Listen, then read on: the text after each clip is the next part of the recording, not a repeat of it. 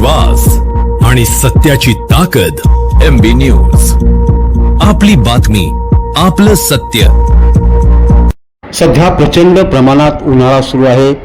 उन्हाळ्याबरोबरच पाणी टंचाईच्या झळाही नागरिकांना सहन कराव्या लागत आहेत. याच अनुषंगाने परळी तालुक्यातील खोडवा सावरगाव येथे रात्री 11:30च्या दरम्यान नागरिकांना पाण्यासाठी कशी भटकंती करावी लागते याबाबतचे व्हिडिओ सोशल मीडियावर व्हायरल झाले होते.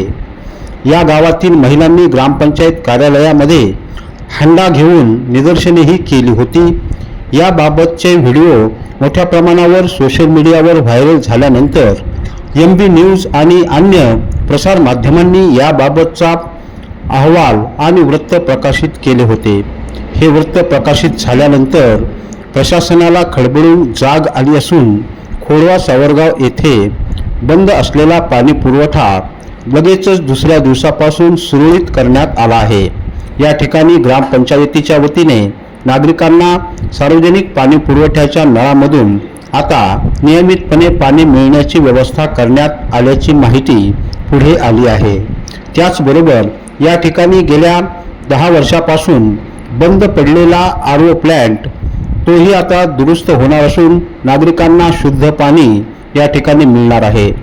एकंदरीतच प्रसार माध्यमांनी पाण्यासाठी करावी लागणारी भटकंती हा विषय पुढे आणल्याने खोडवा सावरगाव येथील नागरिकांचा पाण्याचा प्रश्न मिटला आहे. नागरिकांनी याबाबत समाधान व्यक्त केले असून पाणी असून केवळ व्यवस्थापनाचा अभाव असल्याने या ठिकाणी पाणी मिळत नव्हते. आता मात्र प्रशासनाने नियमित पाणी पुरवठा कसा होईल आणि नागरिकांना पाण्यासाठी भटकंती करावी लागणार नाही याची काळजी घेतली असून खोडवा सावरगाव येथील पाण्याची भटकंती तुर्तास तरी थांबल्याचेच पुढे आले आहे.